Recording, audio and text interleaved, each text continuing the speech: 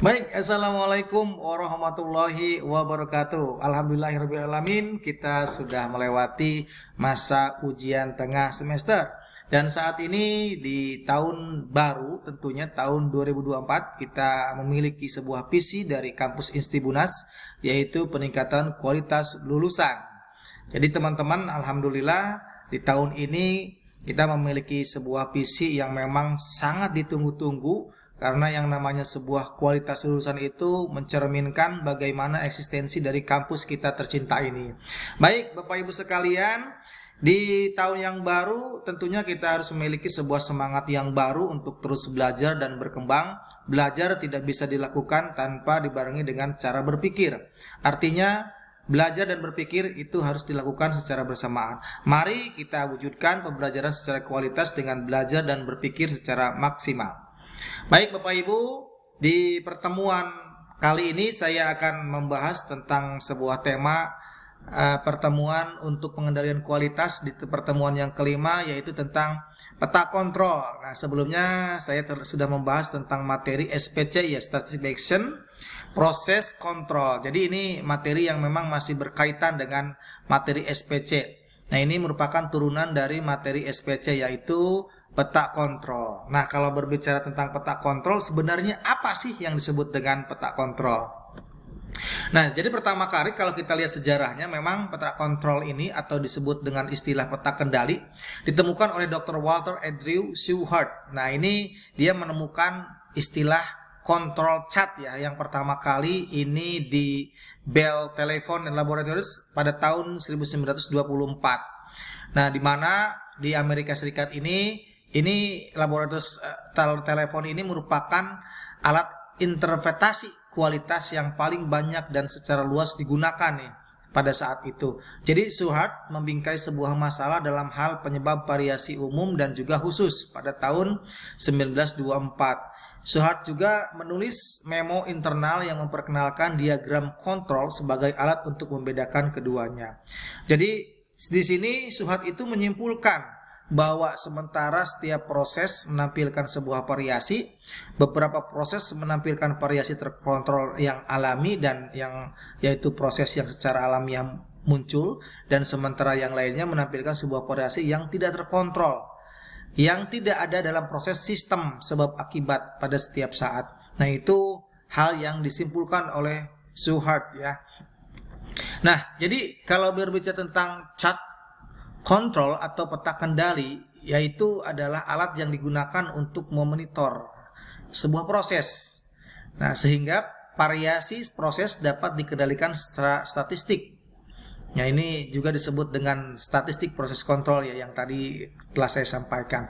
Jadi kalau kita berbicara tentang bedanya SPC dengan peta kendali adalah pada sisi peta kendali itu sebuah peta yang memetakan suatu kualitas berupa atribut ataupun variabel dari waktu ke waktu. Nah, sedangkan control chart atau disebut Shewhart chart itu sering juga disebut dengan proses behavior chart. Ini adalah sebuah tool yang sering digunakan dalam program Lean Six Sigma untuk menentukan apakah suatu proses sedang dalam keadaan kontrol statistik atau tidak. Nah, ini disebut dengan proses behavior chart, ya. Jadi disebut dengan sebuah tool yang sering digunakan dalam progress Lean Six Sigma. Nah, jadi di sini peta kendali ini merupakan bagian salah satu dari 7 alat pengendali kualitas yang telah kita bahas sebelumnya, ya. Jadi control chart adalah suatu quality tool yang dapat digunakan untuk mendeteksi apakah sebuah proses dalam kondisi terkontrol secara statistika atau tidak. Nah, ini yang disebut dengan peta kontrol, ya. Jadi ini memastikan apakah sebuah proses ini dalam kondisi terkontrol secara statistik atau tidak. Nah, ini digunakan dengan alat yang namanya control chart. Jadi proses yang tidak dalam kondisi terkontrol secara statistik akan menunjukkan sebuah variasi atau suatu variasi yang sebanding dengan perubahan waktu, sehingga dapat dilakukan tindakan perbaikan dengan segera. Nah, itu, ya, Bapak Ibu. Nah, jadi peta kontrol ini merupakan statistik tool yang mampu menunjukkan variasi dalam proses yang disebabkan oleh common kasus dan spesial kasus. Jadi ini ada dua, ya, yang proses yang bisa ditimbulkan oleh hal yang kaitan dengan kasus umum dan hal yang kaitan dengan kasus spesial. Control chart ini tersusun atas data history, yang mana data history ini bertujuan untuk mencapai proses stability atau untuk menjaga sebuah kestabilan. Nah, adapun manfaat dari sebuah peta kendali itu adalah untuk menjaga sebuah kestabilan proses. Jadi dengan adanya peta kendali, otomatis proses itu akan kelihatan stabil. Kenapa? Karena di dalam sebuah peta kendali dia sudah membatasi ya. Artinya tidak boleh ada sebuah kegagalan yang terjadi. Jadi kalaupun memang itu ternyata terjadi adanya sebuah kegagalan, itu akan mudah secepatnya terdeteksi ya. Jadi secara statistik angka-angka tersebut menunjukkan batas yang memang bahwa sebuah proses itu masih dalam kondisi normal, pada batas ambang ataupun pada batas bawah. Kemudian yang kedua, untuk memprediksi perilaku proses. Nah, ini ternyata sebuah proses pun memiliki sebuah perilaku. Ya, perilakunya ini kecenderungannya apakah sebuah proses ini kemungkinan besarnya akan gagal dalam konteks melayani ya dengan batas yang sudah kita tentukan, atau dia itu mampu optimal berjalan sebagaimana proses yang seharusnya. Nah, ini perilakunya seperti apa kecenderungannya. Nah, kemudian juga melakukan penyesuaian atau perbaikan proses. Nah, ini peta kendali itu untuk melakukan penyesuaian dan perbaikan proses. Jadi, dengan adanya sebuah peta kendali, kita bisa segera menyesuaikan hal-hal yang memang tidak sesuai. Dan dalam hal ini pun, ketika peta kendali itu menunjukkan sebuah angka-angka yang memang dominan tidak seharusnya terjadi, maka ini sebuah proses bisa langsung kita perbaiki. Kemudian manfaat yang terakhir adalah peta kendali sebagai perencanaan produksi. Jadi kalau kita mau merencanakan sebuah produksi, tentunya produksi itu diawali dari sebuah rencana yang mana kita pastikan dulu nih rencana produksi itu besarannya berapa ya. Dan dalam sebuah konteks proses batas sebuah produk itu dinyatakan masih bagus, itu di angka low-nya berapa, di angka atasnya atau high-nya itu berapa. Nah, kemudian kalau dilihat dari sisi fungsi peta kendali itu adalah untuk memantau kapabilitas dari proses yang telah dan tengah berjalan. Jadi ini yang telah dan tengah berjalan.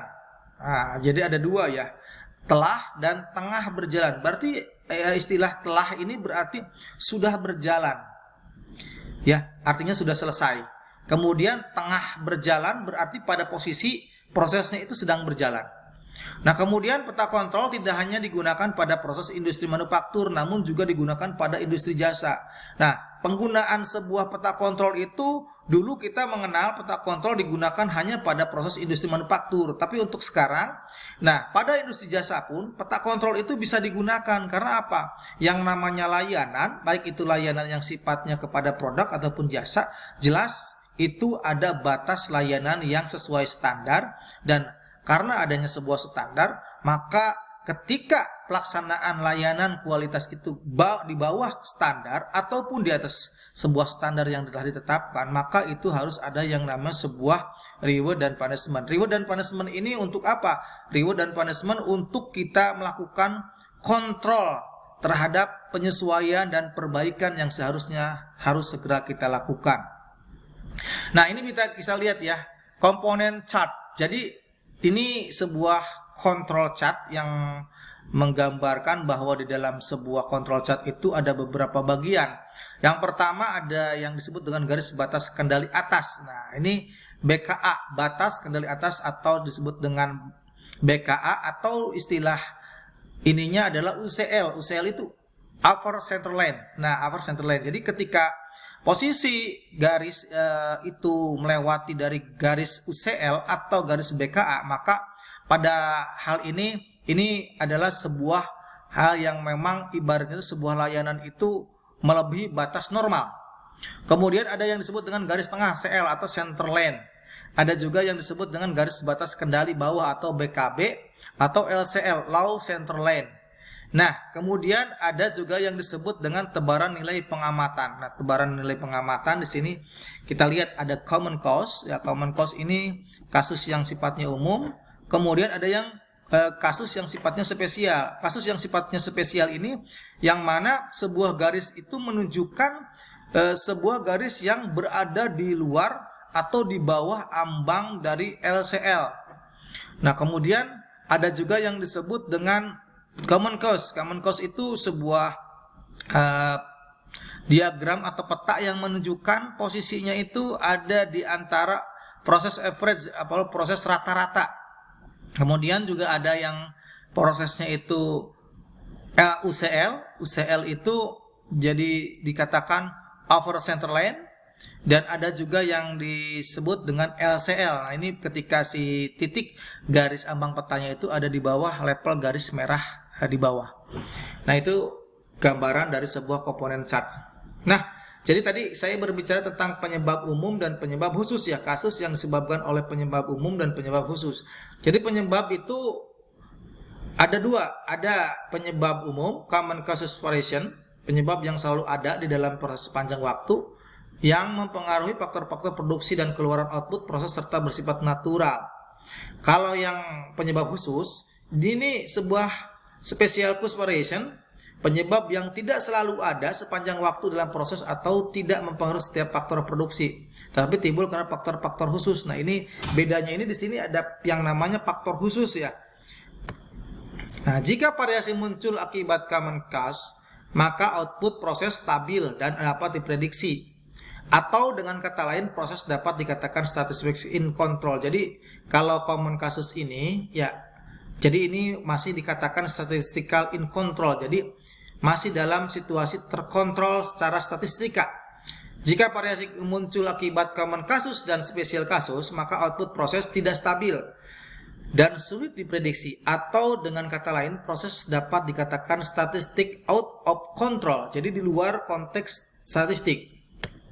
Nah, ini bisa kita lihat ya. Ini sebuah quality karakteristik yang mana UCL-nya itu ditetapkan di ambang angka 10,860 dan centerline-nya itu 10,058 serta LCL-nya 9,256. Kalau kita lihat dari case data di atas menunjukkan bahwa chart tidak ada di luar kendali, sehingga dapat diasumsikan tidak ada masalah yang berarti pada proses ini. Nah, masih ada terlihat ya titik yang paling tinggi pun titiknya itu masih di bawah UCL. Nah, kemudian tidak ada sebuah titik yang memang di luar LCL pun, semuanya masih dalam kondisi common kasus atau penyebab khusus ya. Jadi pada kita lihat ada garis hijau yang menunjukkan posisinya itu masih dalam kondisi penyebab umum. Nah, ini rata-rata masih di atas tengah rata-rata. Nah, kemudian jika kita bedakan, ternyata sebuah peta kendali itu memiliki dua jenis data. Datanya itu yang pertama data atribut dan data continuous. Atau data atribut ini sebuah data yang bisa dihitung. Kalau data continuous itu data yang bisa diukur. Nah, ternyata di dalam data atribut itu ada dua juga, terbagi menjadi dua, ada data atribut dan ada data kejadian. Sehingga ketika ada dua yang sesuatu yang bisa dihitung, maka di sini ada sample set yang sifatnya tidak konstan dan ada sample set yang konstan. Jadi untuk alat yang kita gunakan atau rumus yang kita gunakan untuk mencari sebuah data atribut pada peta kendali, nah ini jadi kita bisa menggunakan yang namanya control chart P untuk sample set yang tidak konstan, kontrol chart P atau NP untuk sampel size yang konstan. Nah, sedangkan untuk sebuah kejadian, nah ini ada dua, ada kejadian yang kemungkinan kejadiannya sama dan ada yang kemungkinan kejadiannya tidak sama. Nah, ini juga rumus yang digunakannya, ini kontrol chartnya berbeda. Untuk yang kemungkinan kejadian sama itu menggunakan kontrol chart C ataupun U. Nah, ini jadi bisa menggunakan kedua-duanya. Tetapi kalau kemungkinan kejadian tidak sama, itu hanya diberlakukan untuk menggunakan kontrol chart U. Nah, begitupun ketika kita berbicara ke jenis data peta kendali untuk continuous atau sesuatu yang bisa diukur, ini bisa menggunakan sampel 1, sampel 2 sampai 10 atau sampel 10 lebih besar dari 10. Nah, ketika kita menggunakan sampelnya 1, maka kita perlu menggunakan rumus 1 min MR. Kemudian kalau kita menggunakan 2 sampai 10, X bar min R. Dan ketika jumlah sampelnya yang kita gunakan lebih dari 10, maka X bar menggunakan S. Nah itu ya Bapak Ibu. Jadi sebuah peta kontrol data variabel